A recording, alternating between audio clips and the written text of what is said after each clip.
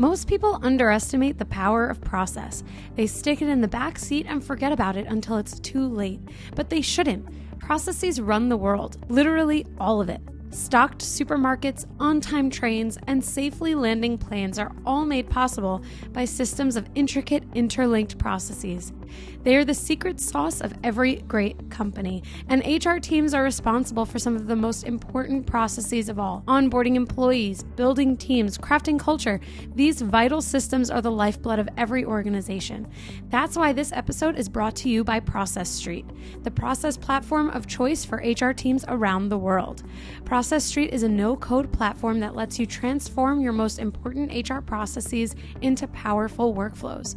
Design beautiful employee onboarding experiences with extreme engagement that increase inclusion and reduce turnover. Sync tasks into Slack or Microsoft Teams, automate emails, handoffs, and so much more.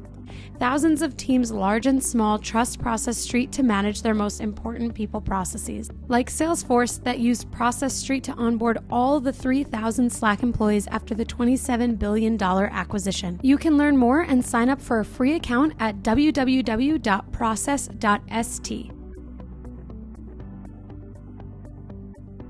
Welcome to the Bringing the Human Back to Human Resources podcast, the podcast all about the delicate balance between people and business, and quite literally, reconnecting the two.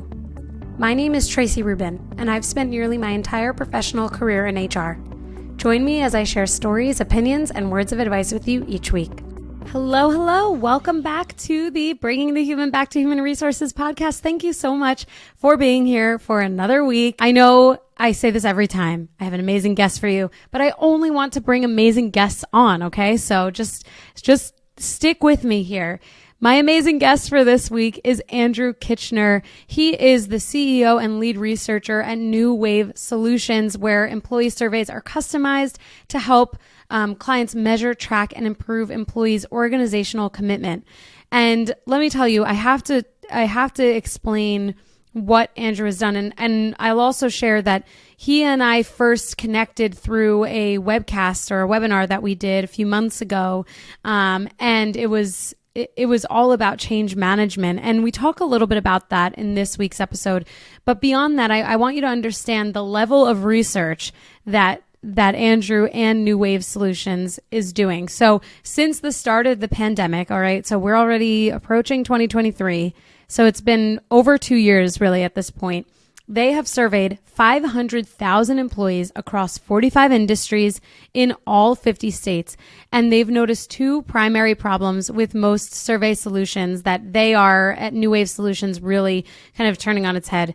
And that is employee engagement being the default survey metric since 1990.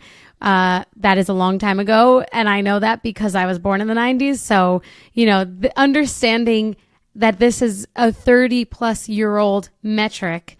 I mean, there are some opportunities there, right? And then the second is that many organizations are using DIY survey platforms. And we kind of talk about this a little bit in our conversation about how surveying can be ineffectively done and how surveying can be done more effectively. To kind of solve that problem. But then on top of it, we talk about the difference between employee engagement and employee commitment, and specifically how employee commitment is a much more reliable metric to measure, but also more with the times, if you will. Considering, again, employee engagement has been a survey metric since 1990. So, it's time to modernize a bit, right? So we talk about that, and we really go into a lot of discussion points around turnover, cost of turnover, opportunity cost, and also what the next frontier is for surveying and employee commitment. So with that, I hope that you really enjoy this episode. Make sure that you take a look at the show notes. That's where you can find links to connect with Andrew, to learn more about the research that he and New Wave Solutions have done, and just to dive deeper into this conversation. Considering my role has employee engagement literally in the title, this whole conversation makes me think differently about the entire job that I'm doing and how I can better include commitment and measuring employee commitment into the everyday. and how employee commitment is so much more impactful. So with that, don't forget to rate, review, and subscribe wherever you're listening to this episode, wherever you're watching it, however you are consuming this content. Be sure to share it with a friend, a loved one. Save it for yourself to listen back to again, because there are some serious nuggets of wisdom in there. So without further ado, here is my conversation with Andrew. Andrew, welcome to the podcast. Thank you so much for being here. Yeah, thanks for having me, Tracy. Yeah, of course. Well, to get us started, before I even jump into any of the questions that we've got ready to go for you, I'd love to hear a little bit more about who you are, to share with the listeners, and even where you're located. Tell us the whole scoop. Yeah, so I'm located in San Francisco, California, and a little bit of background. Believe it or not, I didn't plan on going into employee surveying as a kid. It was not necessarily the dream I told everybody about. But I actually really enjoy it. The way I got into it is kind of just by happenstance. So I was doing graduate research up in the Bay Area, and what I was looking at is simply what's the best predictor of retention, specifically long-term retention, so more than 7 years.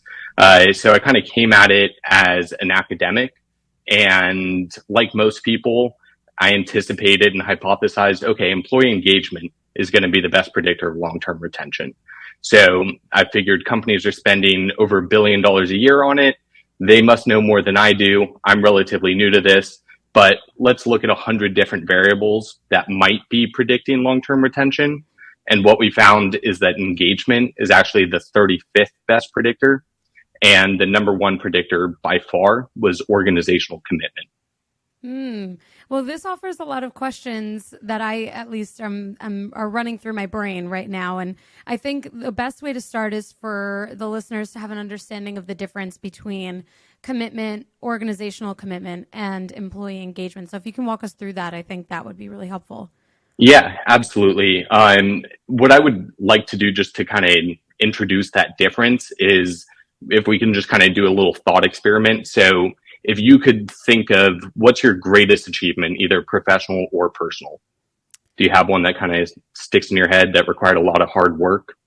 I think I get, honestly, I think this podcast, because it is a personal and professional commitment, and I had to really have enough confidence and trust in myself to give listeners, good advice, sage advice, and also point them in the right direction and not always be an expert on certain things. So yeah, I'm going to go ahead and say that. Okay, so great. So when you think about all of the effort that this podcast required, the kind of risk that you had to take to get it started, did you put in that kind of discretionary effort because you were engaged, or because you were committed to the success of the podcast or the impact of the podcast? Probably the latter. Yeah, that's interesting. Yeah, so that's a good way to differentiate them just conceptually. As far as how they relate to one another, what we see is that engagement is a behavioral outcome, while commitment is a behavioral driver. So yes, you might be engaged while doing this podcast. You might be engaged while editing or promoting it, but you are engaged because of your commitment. So it starts with commitment. And that's just to say that they're not completely unrelated. It's just that one happens first, and that's commitment. As far as kind of the definition of it, what commitment is, what organizational commitment is an employee's commitment to their organization's goals, values, and mission. So whereas engagement is more focused on somebody's role and how they approach their role, this is kind of zooming out, and it's understanding how somebody's role affects the organization and the alignment that gets created between an organization, their mission, their values, and their workforce. Really interesting. I guess my next thought on this then is how are companies or HR leaders measuring commitment rather than engagement? Because of course we've leveraged like engagement surveys and things like that, but is there, and I know that you are the survey king, so maybe the perfect person to ask this of, but how can we measure commitment differently, or is it the same way that we're measuring engagement today? Yeah. So one thing to look at just when we look at how companies are measuring engagement, you look at 5 different companies and they have 6 different scales or sets of questions they use. So there's very little consistency in terms of how companies are measuring engagement. And that's an issue that exists and has existed for 2-3 decades. What we do to measure commitment is there's an established scale. It uses the Likert style questions, which is strongly agree to strongly disagree. It's got over 10,000 publications and citations behind it. So it's a very well-established scale. And that scale essentially assesses 3 types of commitment. Effective commitment, which is what makes somebody want to work for their company. The next is normative commitment, what makes somebody feel like they should work for their company. And then third is continuance, which is what makes somebody feel like they need to work for their company. So when we think about commitment, it's not unidimensional. There's different types of commitment. Those are the 3 main types. The scale that we use is essentially a reduced version, has 12 questions, and it reliably measures that commitment. And how often is that measured? Generally, what we would do within an organization is measure it twice a year. The reason is we want to leave time in between those measurements to understand what changes need to be made to make those changes and let them kind of take hold before we then measure the effect, which is the change in commitment. Right. And I guess one other thought before I ask you a more specific question about surveying is, does this specifically sit with, when I say this, I mean like the actual execution of surveying, making changes and all of that. Does that sit with HR, or is this more of a cross-functional piece of data that companies are leveraging? Yeah, it's cross-functional. So one of the things that we see in addition to improved retention is better performance from salespeople, for instance. And this is in B2B and B2C businesses. And so it affects a lot of aspects of the organization. And even if we were to just look at retention, that affects the CEO, that affects the COO, that affects the CFO. So it's not just relevant for HR leaders, although if you ask a lot of them, they're kind of tasked with all of these kind of cultural or assessment improvements. But like I'm sure you know, it's not a task that can be accomplished by one person, let alone one team. Right. Yes, that is definitely something that I preach about a little bit. And I use preach very specifically and intentionally in that. But on this podcast, especially because so much of the HR function is influential and we have to get those key stakeholders involved as early as possible. But I digress. My question specific to surveying here is really about this school of thought, which you've probably gotten before being in this part of the industry of business, really, that surveying is not super effective. There are tons of memes and reels and TikToks out there from HR content creators that are like engagement surveys, and you know, obviously this could allow them to open their eyes to commitment surveys. But thinking about engagement surveys specifically, there's this content around how like engagement surveys don't actually measure engagement and that surveys are just not effective. And I wonder if you have a thought on that, and also if there's any thought on what makes a survey effective or ineffective, and what some of those, you know, examples might even look like from your experience. Yeah, it's a good question. Just to be frank, I hated every survey I took before I got into this space. So it's whether it's advantageous to admit that or not, I don't know. But that's been my experience. As far as what makes the survey effective or ineffective, and not just looking at commitment surveys, there are a few things. First of all is to recognize that very often these surveys feel more like obligations rather than opportunities. And that's true both on the employee side. So they feel like, okay, this survey is too long. This survey doesn't protect my anonymity. This survey isn't going to lead to changes, so why is it worth my time? Those are some of the common barriers to an effective survey from the employee perspective. On the employer or management or HR leader perspective, it's a matter of, okay, how much time is this going to take? How are we actually going to utilize the feedback? And there's an amount of time that's required to develop, distribute, analyze, report the results. It's a big investment of time and energy into these initiatives. And very often what we see is that leaders or companies do surveys because they feel like they should, but they don't really necessarily have a plan as far as, okay, here's what our objective is, here's how we're going to use the results, and here's how we're going to drive change. Some common issues that lead to that is, first of all, employee feedback is very often analyzed and read by automated software. So that's one thing that we changed in the very beginning, is we use trained researchers to actually read through each comment by hand. And that way there's a human involved. Our perspective is, if employees take the time to share their feedback, then we owe them the time to actually read that feedback. And that creates kind of a reciprocal trust. And it creates like I said, a survey that feels more like an opportunity, because employees are actually going to have the chance to get their voices heard. So that's one of the key issues that I see. Interesting. It makes me think about how project management and change management are both so critical whenever rolling out really anything. But when we're thinking about a survey, it's so true that it's so easy to you just put it out there.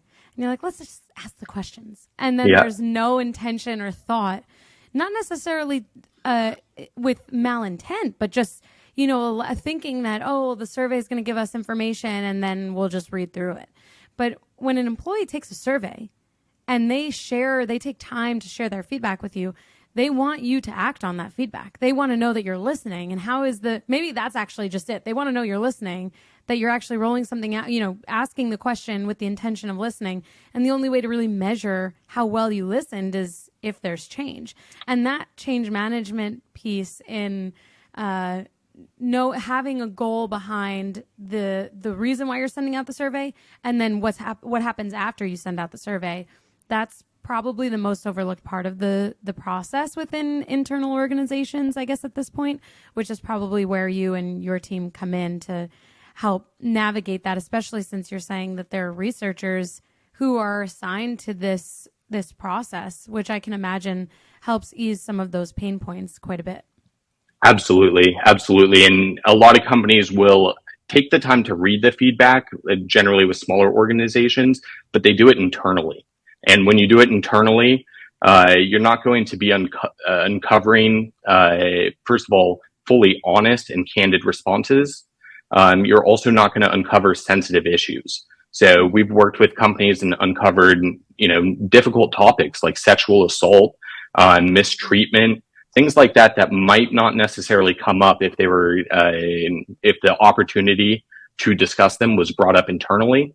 But as far as the taking action part, that's the main issue that we see from a management perspective. There's very often even a well-intentioned desire to create change, but the surveys are being developed and sent out without a strategy in place for when they get that feedback and those results back. Right. At best, they very often come back and they go, okay, we have 80 changes that we can make.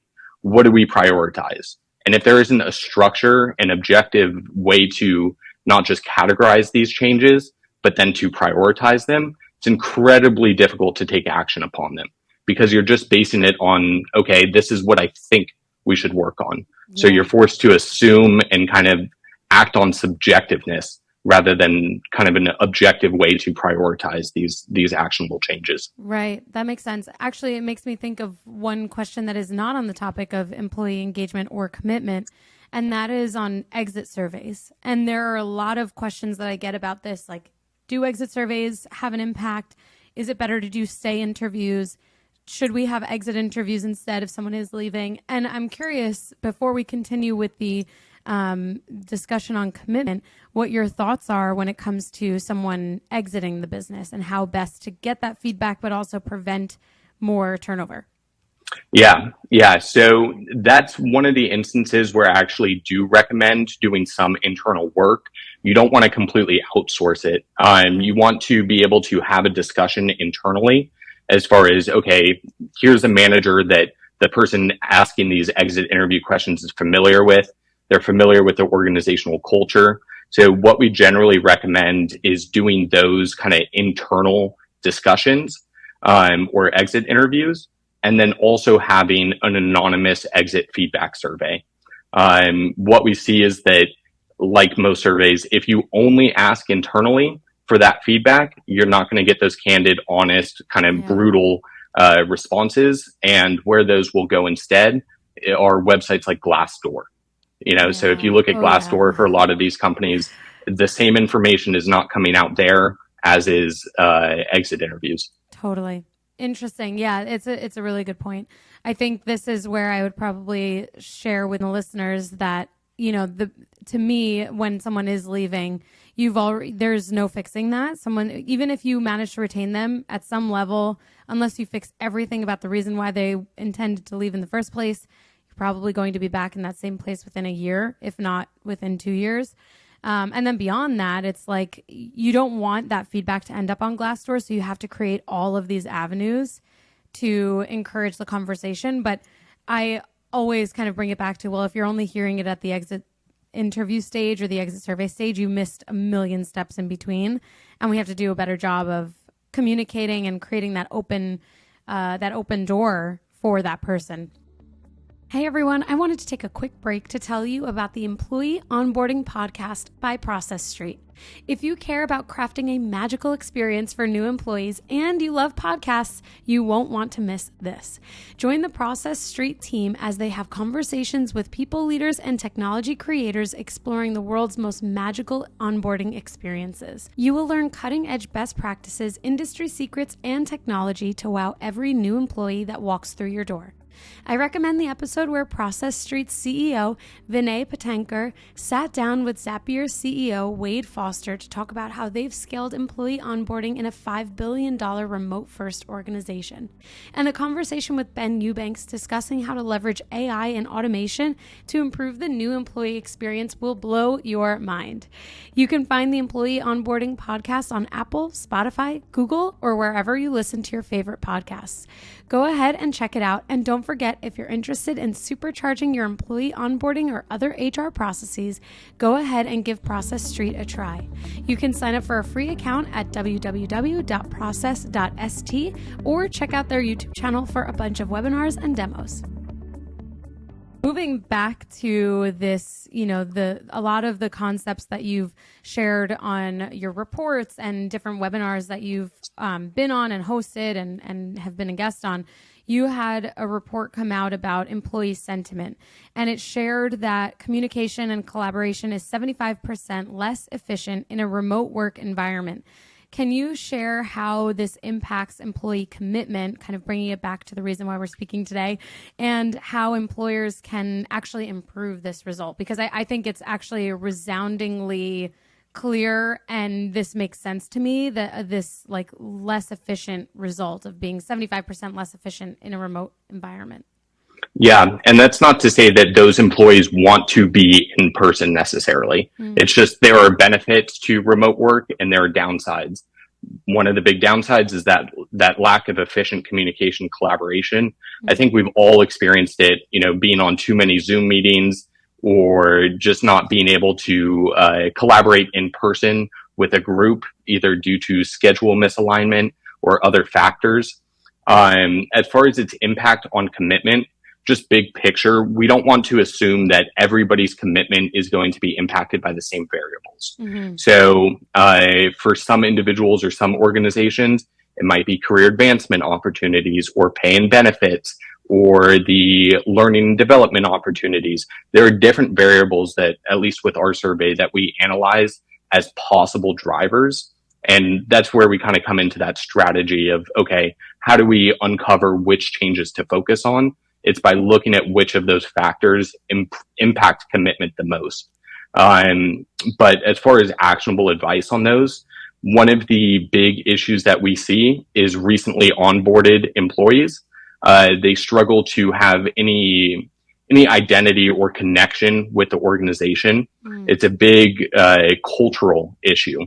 Is you have maybe 80% of your workforce who was hired pre-COVID. They've all worked in person together. They all know each other. Maybe they have some familiarity. Maybe they text each other. But recently onboarded employees, it's hard to connect through a screen, especially when you come into a completely new environment.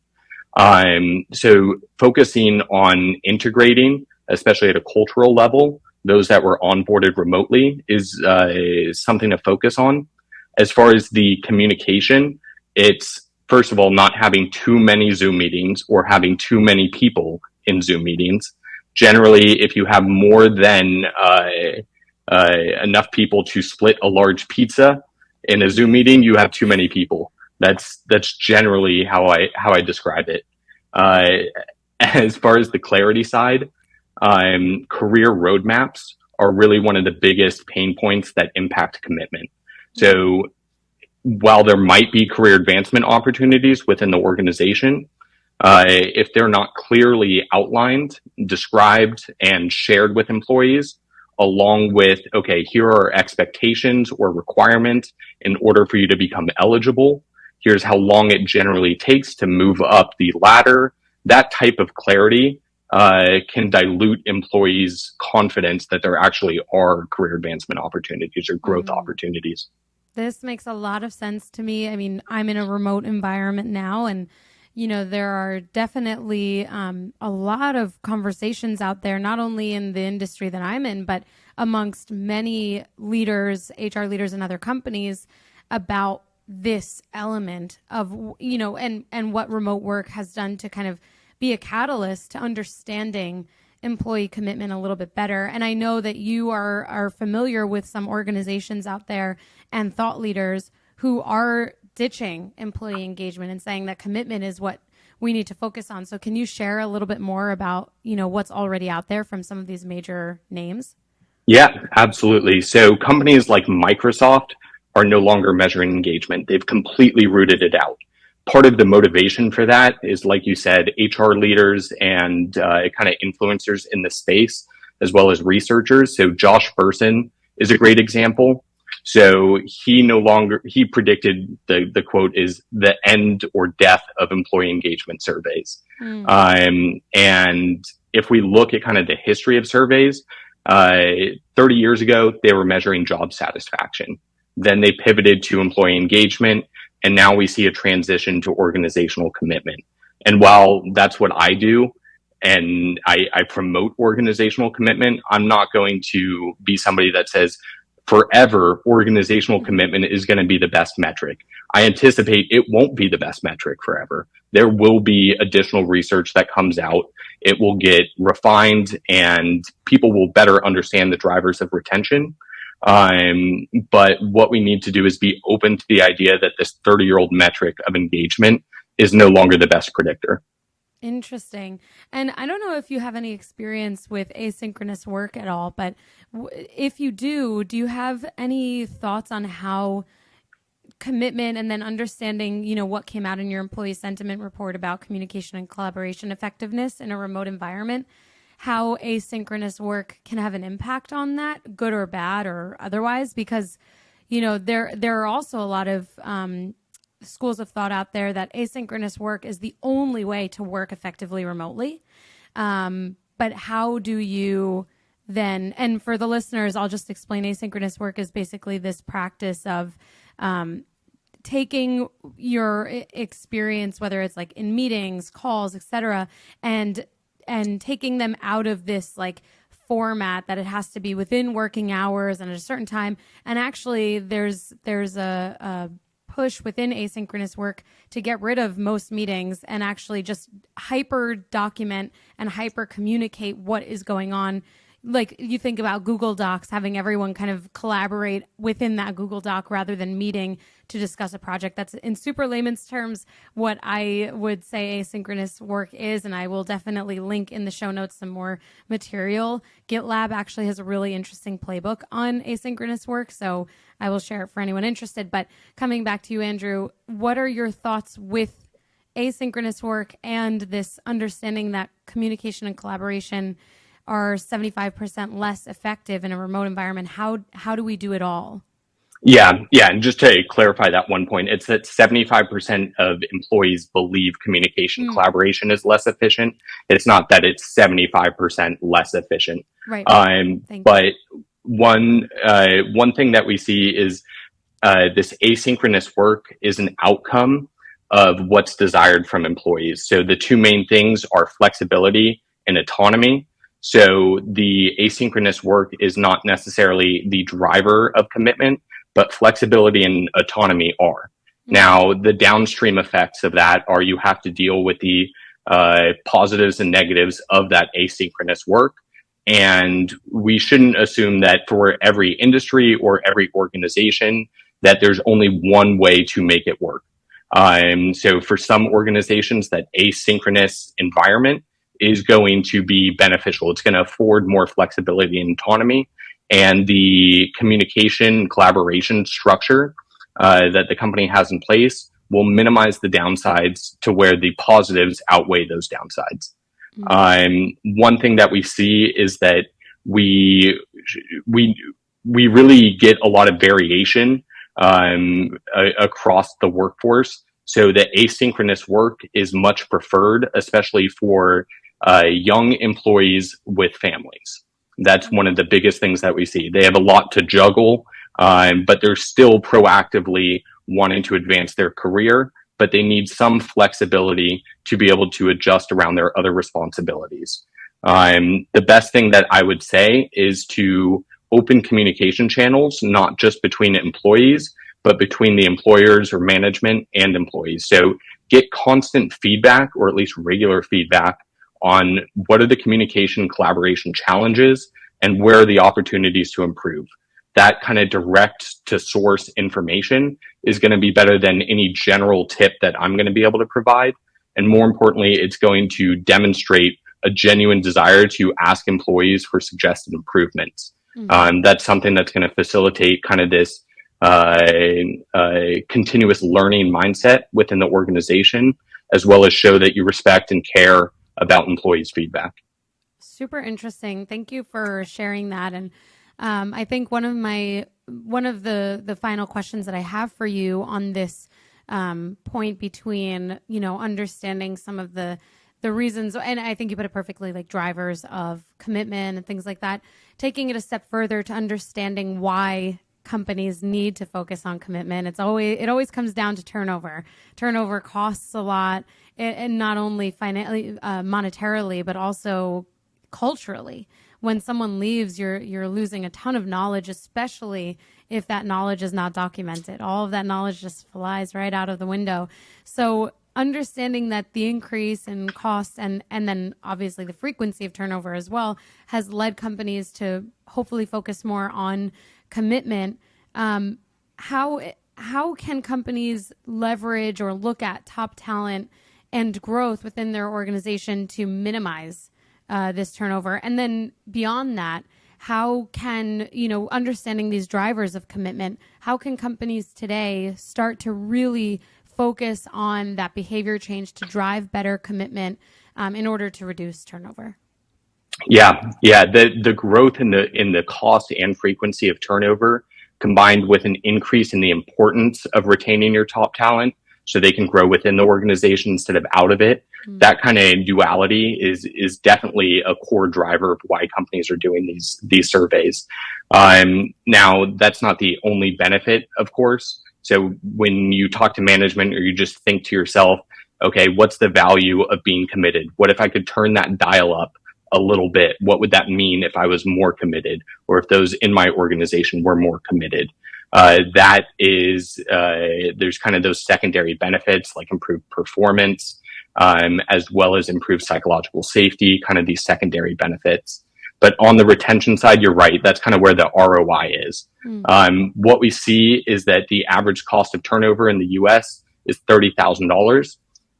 As you increase the complexity of the job and the essentially seniority, it goes up to almost 200% of an employee's annual salary. And a lot of that is, like you were saying, kind of the opportunity cost of losing that inside information, the experience, the resources, the connections of the individual. But there's also kind of this feedback loop or retention inhibiting cycle where, okay, you lose an employee. Well, that employee had friends. Those friends, how is their morale going to be impacted? And then in addition, you have the same amount of work. Just because you lose somebody doesn't mean that the workload is cut down. So it's got to be displaced onto others. And that's going to drag down employee morale. It's going to increase burnout. It's going to decrease well-being. and then it's going to fuel further and further turnover issues. So there's kind of a trickle down effect as well as that opportunity cost. The commitment side of it, the reason why it impacts retention and why it's so important to focus on, if retention is a core desired improvement, is pretty well represented if you look at a company like Tesla. So if you work at a company like Tesla and you're offered $7,000 more to go work for General Motors, a lot of employees aren't going to take that. They believe in the mission, the values, the leadership of the company that they're working for, and they want to be committed to that. So while there's often discussion of people choose companies based on pay or leave because of management, there's truth in both of those statements. But there's a deeper kind of alignment that needs to get created to where increase in pay is not necessarily going to have a detrimental effect as far as retention. So you're not going to be able to get employees who are frequently poached or just open to pursuing other opportunities as much if you're able to increase that commitment. And in order to do that, you need to know what to focus on. And that's why we use regressions, and won't go too deep into the stats of it, but we can say, here are the changes that you can make to improve commitment most directly. If you improve satisfaction with, let's say, company culture or career advancement opportunities by 10%, here's how you can expect commitment to change. And that's kind of where the prioritization really delivers a lot of value, because it gives that clarity of what to focus on, why you should focus on it, and what you can expect as an outcome. Wow. That's really helpful. And I think, it's a tough time. These last few years have been tough for HR leaders, for business leaders in general. And to even just have a little bit of a deeper understanding into what, how to solve some of these opportunities, some of these challenges, but what to focus on, I think can go a long way, because there is so much, again, like content and thought leadership out there saying one thing, saying another thing. And it's, I even sometimes come back to this idea of emotional intelligence. I recently had an episode talking about, with a guest talking about how you don't necessarily need to have high emotional intelligence to be successful. Yeah. And this is where, the content that's out there is not necessarily always doing us a good service, because there's all of the content that I see is that you have to have high EQ to be successful. And this is where whenever I bring a guest onto the podcast, I always want us to think differently about things, or at least challenge the way that we are thinking, because that's where there's so much growth. So even thinking about employee engagement and ditching it for employee commitment can be a catalyst to making really thoughtful changes within our organization. So I really appreciate you sharing all of these amazing facts and all of the work that you and your team have done to help us better understand where our obligations and where our potential really lie. It's so helpful. And so that is definitely not lost on me. That's for sure. I have a lot of things to think about, and I'm glad that I get to edit my episode so I can think through it again and hear everything over. But my last question for you, and I always like to ask, like a prediction question, but in your opinion, what is the next frontier for employer and employee relationships, and what comes after employee commitment? Yeah. I wish I could predict that, because I'd be ahead of the game. Right. What I kind of look at, and this isn't to say that I'm the person that sparked this by any means. I think it's leaders like Josh Bersin, companies like Microsoft, researchers from Harvard, people that are more influential than I am. They are influencing this discussion around engagement, to the point to where if you look at companies who discuss employee engagement, now pretty much 80% of them mention commitment within their definition of engagement. So that has changed a good amount. And I think it is this research, because instead of just kind of me saying, oh, commitment is a better metric, take my word for it, there's substantial independent research that you can look to or lean on, rather than just saying, oh, Andrew said this is true, so we have to rely on him. There's not that need. And so it's difficult to be a company focused on engagement that doesn't contend with this kind of reality. As far as what's next, or kind of the next frontier, I think it's going to be revolving around employee feedback. So better ways to utilize employee feedback is going to be a big change, and specifically fostering that trust and confidence and anonymity is going to be a major, major change that HR leaders are going to want. In addition, HR leaders are going to continue, unfortunately, being overworked, understaffed, often underpaid, and it's going to benefit both them and the organization as well as employees if they can partner with surveying companies that work with them in a hands-on way rather than a do-it-yourself software, because doing so is going to allow somebody who's done tens or hundreds of thousands of surveys give their input before the survey in its development and distribution. But it's also going to allow the HR leader to just focus on implementing the changes rather than developing the survey to uncover the insights necessary to kind of build that action plan. So I think those are going to be some critical changes. That's really interesting and really important to hear, actually. And thinking on a final point here, thinking about that concept of HR leaders partnering with, someone externally to manage the actual execution of the survey, then you get like critical benchmark information too, which you're not necessarily getting. You're kind of just competing against yourself from previous years or quarters or months or weeks. And that benchmark information is so valuable, whether it's that you're ahead and above the benchmark and that's something to celebrate, or you think you're doing a great job, but actually you're below the benchmark and you have some opportunities. That is probably one of the most impactful pieces of exporting or outsourcing that piece of the HR lifespan, employee life cycle, and all of that. So thank you for sharing that. And I guess to kind of close us out, I'd love for you to share with the listeners where they can learn more about you and what you do, what your company does, and get connected with some of the resources that you provide. Yeah, absolutely. So the best way would be to connect with me on LinkedIn. I'm sure maybe you'll share a link, but yes, that'll allow you to connect to our company page as well. We publish research and insights, and as far as connecting with me, whether or not you're interested in measuring commitment or you're just experiencing some of these surveying issues that we went over, either just as kind of a leader or you see them on the employee side, or you're just struggling with turnover, you can reach out to me and I'm happy to set aside some time and just kind of go through the strategy that people have in place, give my insights if I have them. And that's regardless of whether we become a client or not.